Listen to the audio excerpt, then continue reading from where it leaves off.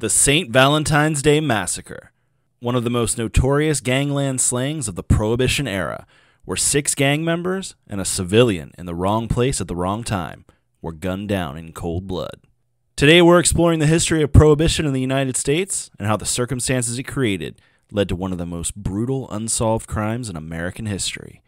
So pour yourself some whiskey and let's get weird.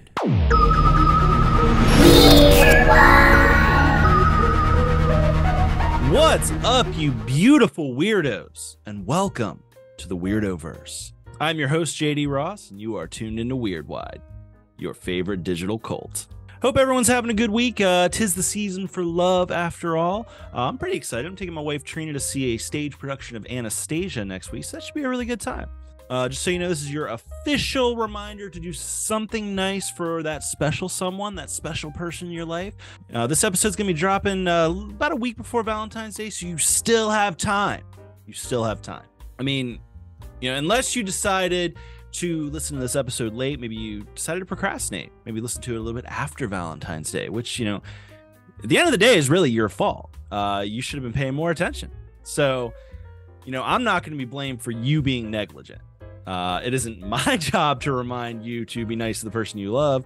I just did that as a courtesy because I care about my fans. Okay? That's the kind of show that you're tuned into. One that cares. But you really need to stop blaming me for your fuck up here because, when you've got one finger pointed at your favorite digital cult leader, don't forget, you still got 4 little piggies pointed right back at you, don't you? But you know what? I'm going to tell you what to do. I'm going to tell you what you do so that this doesn't happen again. This doesn't happen next time I decide to remind you of something. You're going to want to go to the show's official website, www.weirdwide.com, and you're going to sign up for the mailing list. That way you get new episodes sent to you the moment they drop. See what I did there? If you do prefer to just keep it weird on the YouTube, make sure to hit that subscribe button. Click that little bell so you can get updates as new episodes are loaded up. We're getting weird here on Wednesdays, so join me for that. Now, before we dive into today's topic, let's check in with Weirdwide's mascot, everyone's favorite disembodied alien, Larry. Larry, what do you think about Valentine's Day? I don't know, man. I never really bought into the whole Valentine's Day thing.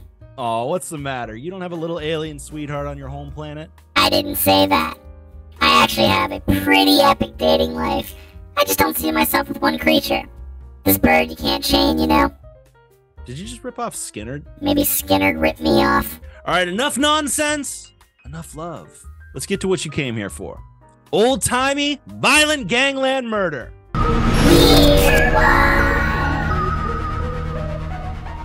So the St. Valentine's Day Massacre was a brutal gangland mass murder that took place in Chicago on February 14th, 1929. Valentine's Day. Bummer. In total, 7 men were killed in cold blood that day at a garage on North Clark Street in Chicago's North End. All unarmed, the group was made up of 6 members affiliated with the North Side gang run by George Bugs Moran, as well as an optometrist who happened to be at the wrong place at the wrong time. But more on that later. They were murdered by 4 assailants disguised as police officers. All are still unknown to this day. Some sources say there were 2 guys dressed as cops and 2 guys in plainclothes. Some sources say there were 4 guys dressed as cops. So I'm not really totally 100% sure. I wasn't fucking there. So, speaking on the cops thing, I don't know if there's any significance to it, but it makes me wonder if the part in The Untouchables is a reference to the mass murder. The part where Frank Nitti is dressed up as a cop and he kills the 2 guys in the elevator and writes "touchable" in blood on the elevator wall. It feels like that might have been a little bit of a nod to the thing. Now, to understand the way the world is running at this point in history, we actually have to go a little bit further back to what was arguably one of the biggest contributing factors for the massive prevalence of organized crime activity in the United States at the time: Prohibition. Now, Prohibition was an extraordinarily stupidly conceived idea where alcohol was completely outlawed. Now, I had always thought the U.S. was the only country that had ever attempted alcohol prohibition. It turns out, to my surprise, lots of countries have tried it. Big shocker, it doesn't usually work out. China, Iceland, Russia, Sweden, Norway, Canada, and more have all tried it in one way, shape, or form. Like I said, it usually doesn't work out, and most countries repeal it pretty soon after they institute it. Prohibition for the U.S. was adopted officially in 1919 with the passage of the 18th Amendment, aka the Volstead Act. The Volstead Act banned the manufacture, transport, and sale nationwide of all intoxicating liquors. Defined an intoxicating liquor as anything that contained more than 0.5% alcohol. Now, even though the law was officially ratified in 1919, it had origins that go back almost a century when a new wave of religious revivalism began sweeping the country, with all these calls for abstaining from because of Jesus. Didn't Jesus turn water into wine? Like, wasn't that one of his things? Like, didn't Jesus like kind of actually promote alcohol a little bit? Now, I do got to give the religious wackadoodles a little bit of credit here in this particular case, because they weren't completely bad with everything they were going for, because they did actually have some extreme causes they weren't fighting for. One of the big ones was actually slavery. So they did at least have some noble ideas. In 1838, Massachusetts passed a temperance law limiting the quantity of spirits that you could buy, but it was repealed 2 years later. Maine was one of the first countries to pass a statewide prohibition law, and passed that in 1846, with an even stricter one a few years later in 1851, which was then used as a model for other states to follow. By the time we got to the 20th century, it was actually a common fixture in most cities to have some very active temperance societies, such as the Women's Christian Temperance Union, active in their cities. Think like the stereotypical angry school marm types that you see in movies, like, and there's always a bunch of like old Christian ladies that hang out outside a bar yelling at everybody to put the drink down and come to Jesus. Come to Jesus. Stop with the devil's drink. A lot of the temperance movements actually were led by women specifically because societally it was considered more of a man's thing to drink. And it was generally seen by the wives as just something evil that tore families apart. Now I'm like, okay, on one hand, I kind of get it. Like, alcoholism is a massive issue. At this point, there wasn't actually really any cultural concept of, hey, brah, maybe you're drinking just a little bit too much. Like, maybe you're enjoying the sauce a little beyond enjoyment. Maybe it's becoming a problem. They didn't really have shit like that. That wasn't in the discussion. Like, Alcoholics Anonymous wasn't even established until 1935, which was 2 years after Prohibition had ended. So, like, yeah, shit was probably a little bit rough for dudes who had them a liking for the drink. But at the same time, the idea that seems to be really popular, even to this day, of just yelling at people and threatening them with Jesus, it never has and it never will work. Modern Christians push this idea of abstinence culture on kids. Like, they start pretending like sex isn't some natural thing, and they start banning sex ed in school. Maybe contraception gets more difficult to get, and you tell the kids just wait till marriage. It always fails. The states that take these kinds of approach always have higher rates of teen pregnancy, STDs, and everything in between. You can't just put a fucking purity ring on your kid and think that's going to be what stands between raging hormones when they get into their teen years and they start needing to fuck. Works the same with prohibition. Hell, man, I live in a small town, and there's like these weird local laws where there's like only so many liquor licenses that are allowed to exist. And like these religious groups will buy up as many as they can just to keep like businesses from having them. So like not every place around here sells alcohol because they're fucking expensive. Because like, you know, you add supply and demand factors to it. Like now all of a sudden these are a hot commodity. You know, any business that gets them is going to have to spend buku bucks to get that shit. It's fucking insane. It's antiquated and it's archaic, and I don't get it. I don't understand. It's not going to stop people from drinking. Doesn't make sense to me. In 1906, the heat on the war against alcohol was turned up by a group called the Anti-Saloon League. This was fueled by cultural reaction to urban growth, aka people who are terrified of progress, as well as a new rise in evangelical Protestantism. So again, religious fanatics thinking they can just shout a problem out of existence. Now, when the U.S. entered World War I in 1917, President Woodrow Wilson instituted what was supposed to be a temporary wartime prohibition in an effort to conserve grain that was used for producing food instead of being used to produce liquor. To me, this one isn't even completely unreasonable as far as most of this goes. The rationale of we have a war going on that we're all involved in, world war. We need to use our resources more efficiently. Let's not make booze right now. Let's make food because shit's getting rough and the fucking world supply chain is fucked. That makes sense to me. Unfortunately, this would end up being a precursor to a permanent ban. as Congress submitted the 18th Amendment that same year. And even though there's a 7-year limit written into the bill, this was actually overridden by a majority vote in Congress, which ultimately sped up the process and would lead to the national liquor ban in 1919. Called the Volstead Act because it was spearheaded by Representative Andrew Volstead of Minnesota. He was the chair of the House Judiciary Committee. As I said, it was a law almost 100 years in the making. It was nicknamed the Noble Experiment, which doesn't that kind of piss you off? Like, doesn't that kind of just really chap your ass a little bit? Like, land of the free is supposed to be like one of our big things. That's like one of the selling points of the whole situation. And here's these fucks in Washington making this fucking moral decision for the entire country, taking away a tangible freedom and literally just patting themselves on the back and kissing each other's asses over it. Look what we're doing. We're doing a noble experiment. Good job, Woodrow. Good job. Good job, gentlemen. Gentlemen. Yeah. Doesn't that just piss you off a little bit? Now, what's even more infuriating is the wealthier folk were able to stockpile liquor for their own personal use before the law went into effect. Liberty for me, but not for thee. Even President Woodrow Wilson had his own private stash. Now, because the process was rushed, they didn't really seem like they had any kind of real plan in place for it. Prohibition was originally enforced by the IRS, of all things, before an official department could be created through the Justice Department called the Bureau of Prohibition. But completely prohibiting something does not eliminate the desire for it. It could be argued that prohibition was what really led to the early 20th century's rise in organized crime.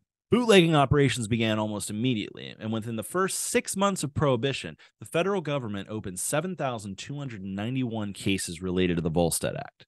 The next year, that number grew to 29,114, and would continue to grow year after year until Prohibition was eventually repealed.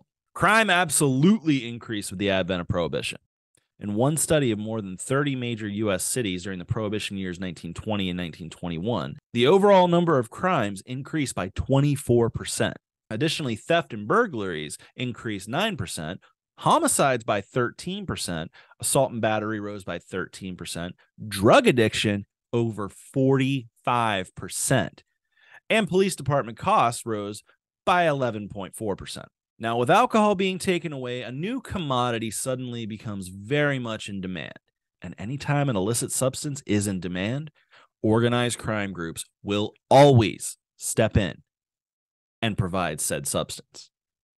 This is why the later so-called war on drugs was a war that was impossible to win.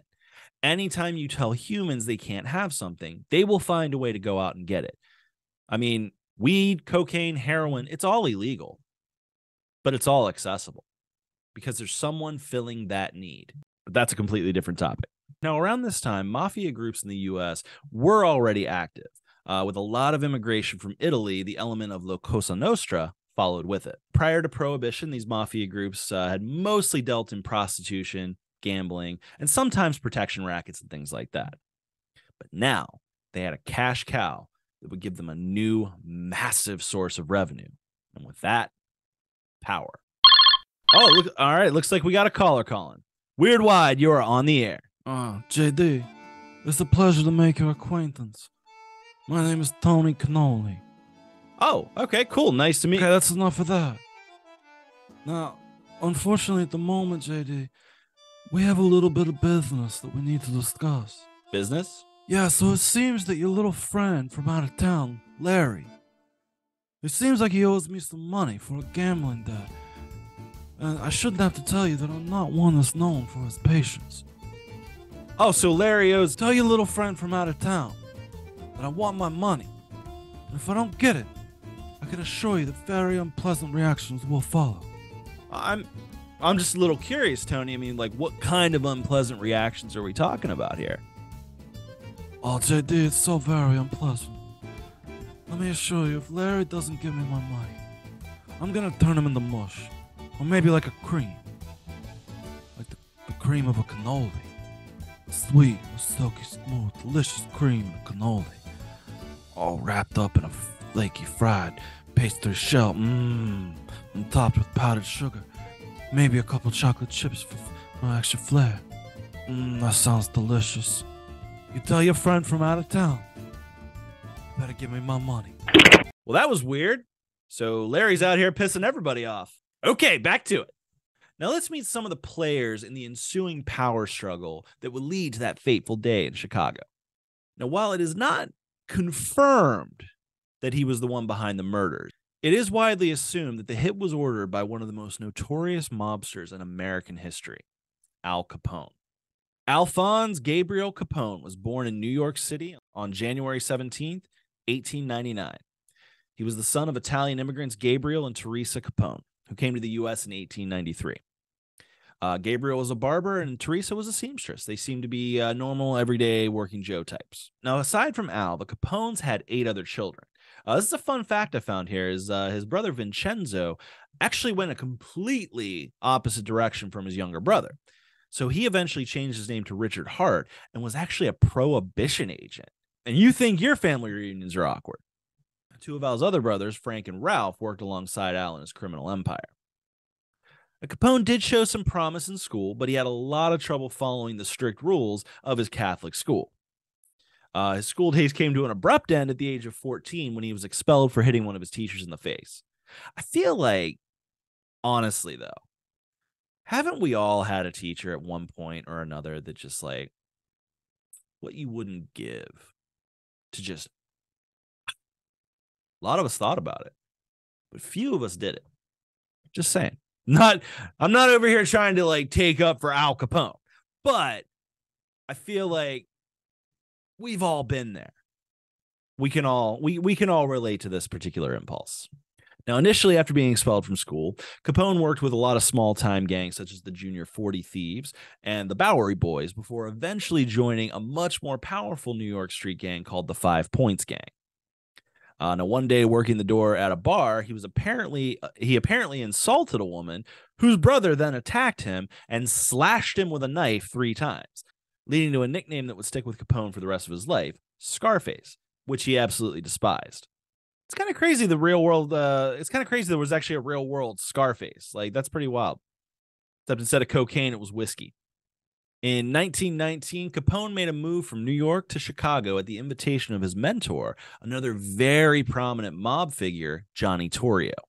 Torrio kind of became a mentor to Capone, and the two would eventually form together what is now known as the Chicago outfit, which is like Chicago's main mafia syndicate. Like I said, Torrio is a very interesting figure in mob history. Along with forming the Chicago outfit, he was also one of the architects of the Commission, which was what got all the mafia families working together. So like when you hear about like the Commission and mob movies and shit like that, it's like the cooperation of the mob syndicates in every major city working together, even across the world, like in Italy and like the old country and shit like that. Torrio was even at one point an advisor to Lucky Luciano, who was another key figure in forming the Commission. So we're talking big mafia names here. Now, Capone had made a name for himself bootlegging in Chicago and formed a lot of connections with Canadian liquor distributors. In February 1925, an assassination attempt was made on Torrio. He survived, and after he recovered, handed full control over to Capone. He was only 26 at the time. See, now this is one of those moments where we can really look at this and kind of think like, man, what have we done? Like, here's Al Capone at 26 years old, and he's running the Chicago outfit. Like, it makes me feel like a little bit of a loser, I'm not gonna lie. His time as boss of the outfit was a bloody one, with many underworld figures fighting for control over the lucrative bootlegging business. One major well-known feud was with a gangster named Joe Aiello, whose rivalry seemed to become a lot more personal with Capone once Capone became the head of the Union Siciliana, which was a Sicilian-American benevolent society that had all been taken over by mafia influence. Apparently, Aiello really fucking wanted that position, and when Capone got it over him, Aiello began a series of assassination attempts, one of which is one that, like, this is another reason that I can't be in the mafia. Like, I couldn't do shit. Aside from, like, honestly not having the balls to just, like, go out and fucking murder people and steal shit and just be a criminal, is, like, the way they got him is how they would probably get me, and pretty easily, too. So Aiello goes to the chef of one of Capone's favorite restaurants and offers him money to put cyanide in Capone's soup. Reports vary, but it was said that Aiello offered the chef somewhere between 10,000 and 35,000. But the chef was loyal to Capone, and he told Capone all about it. So Al responded by having his men shoot up a bakery that Aiello owned called the Aiello Brothers Bakery.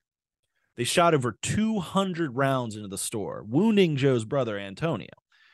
The feud was eventually won by Capone. Now, another major feud, which eventually culminated with the St. Valentine's Day Massacre, was one with a bootlegger named George Bugs Moran. Bugs, along with another gangster named Jaime Weiss, ran a syndicate called the North Side Gang. Weiss was actually known in his time as the only man that Al Capone feared. Now, along with being business rivals, Bugs actively and very publicly hated Al Capone for what I think is one of the silliest reasons that I've ever heard in this particular world.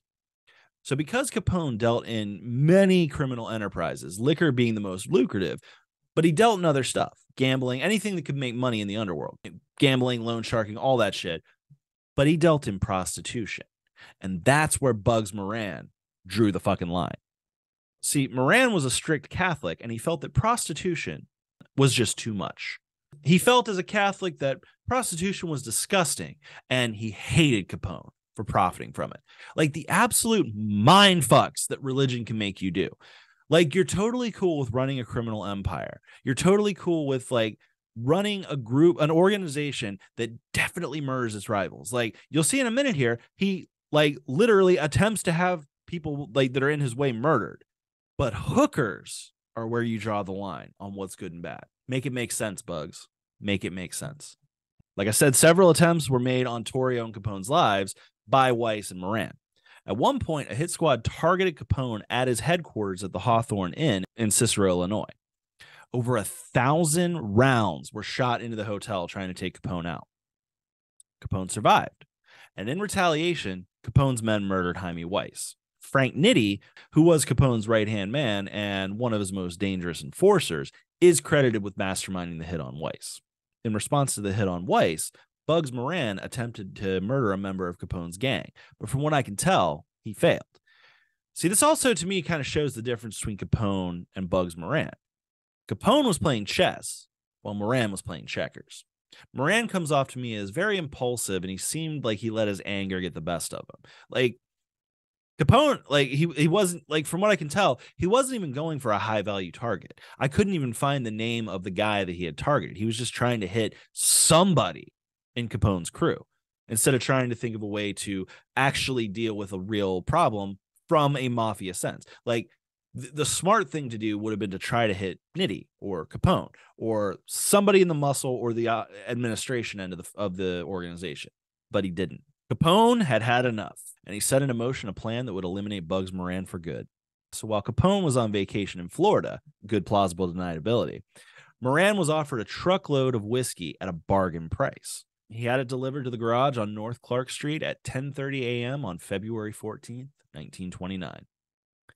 It is believed that Capone thought that Moran would have been there himself, but luckily for Bugs, he was not. 6 of the 7 men who were there at the garage that day did work for Moran's North Side Gang, including 2 contract killers, Frank and Pete Gusenberg, both of whom had participated in the assassination attempt at the Hawthorne Inn.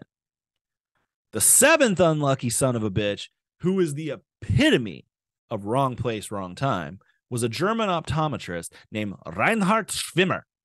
Now, Schwimmer, from what I can tell, was not a criminal at all, didn't even have a criminal record. But for whatever reason, he enjoyed hanging out with criminals. Like, dude was an eye doctor. This was like a legitimate eye doctor.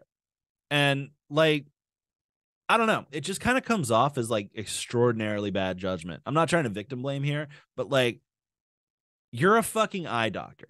Like, this was a Thursday. I looked it up. This was a Thursday at 10:30 in the morning. Don't tell me you didn't have some eye doctor shit to be doing. If he'd have just gone to work that day, he wouldn't have been murdered. But alas, he did not. This is a good thing to keep in mind, weirdos. If you're considering calling out of work to go hang out with a bunch of criminals, just go to work. If you're taking a day off for yourself, take a day off for yourself. You deserve it. You do deserve a day off. But like, don't go hang out with drug dealers. Like, just don't. Just go. Just watch a movie at home. It's fucking cold as shit right now. Like, when I'm recording this, I don't know what it's going to be, by the time this drops. But like, if you need like a mental health day, by all means, stay home, enjoy your day, enjoy yourself, but don't go hang out with criminals. You're gonna get killed in a garage. It's not gonna end well. With the hit squad posing as police officers, the 7 men were made to line up against one of the walls in the garage, at which point 2 of the cops began firing into the unarmed men with Tommy guns, killing all 7. Now, Frank Gusenberg was the only one that didn't immediately die, but when the cops arrived, he maintained the criminal code of silence and refused to tell them who had committed the crime. Honestly, that's kind of badass. Like, this is a guy that he's in the life. Right? This is a guy that like kills people, fucking robs people, everything. Like, but he also like has a keen awareness that like any moment the shoe could drop. I could be on the other end of this Tommy gun. And that day he was, and he just kind of accepted it. And he literally, you know, even to get revenge on the guys that got him, he said nothing. There's something to that. It's kind of badass. Not gonna lie. Moran, on the other hand, was infuriated and began publicly blaming Capone for the murders, which technically is in violation of the criminal code of silence. See what I mean? Like, this guy, he's got no composure. Bugs Moran had no composure. He had no like chill. You know what I mean? Bugs Moran, weakened by the loss of so many gang members, was eventually driven out of Chicago, but he maintained his criminal ways. He went back to more petty crimes such as mail fraud and small-time robbery. Was eventually convicted of attempting to cash $62,000 in hot checks. In prison, more evidence came up from previous robberies, and he was convicted of even more crimes. And he eventually died at Leavenworth Federal Prison at the age of 63. Capone, of course, solidified his power after the massacre. However, with most of the fingers unofficially pointing at him for the murders, he did lose a lot of the local popularity that he had cultivated because he was a very popular dude. See, the thing about Capone is, yes, he was a stone cold gangster, but I'm going to compare him a little bit to like a Julius Caesar who understands the value of having the public support. So he was very outwardly charitable. Like, he was earning a lot of money. He was also giving a lot of money away. Would help a lot of local people. You know, it's like one of those things where it's like, you know, you're down on your luck. Capone will help, you know, Al Capone.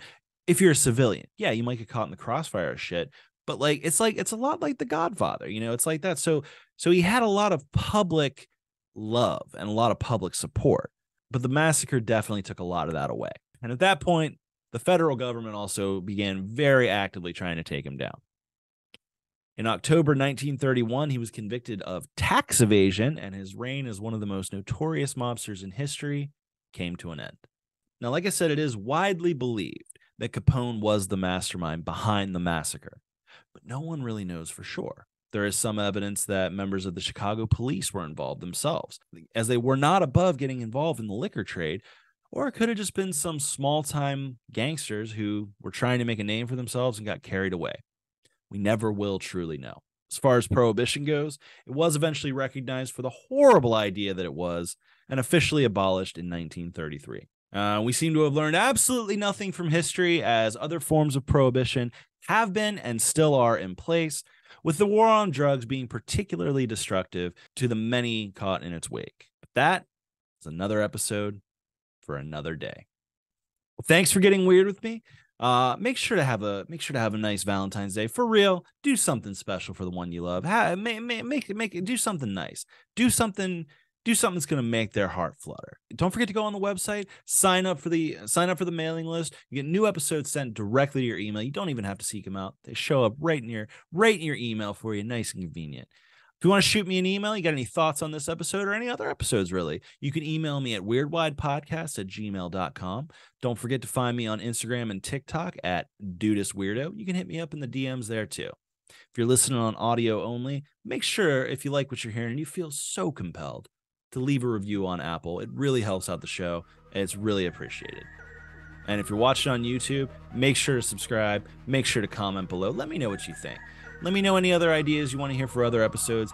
Let's get weird. And don't forget to tell your friends about the show. We need more people drinking this Kool-Aid. We need more people drinking the weird in here. Bring the people to this cult, and we will build it together. I love you all, Make sure to join me next week for another installment of Strangeness. And until then, keep it weird.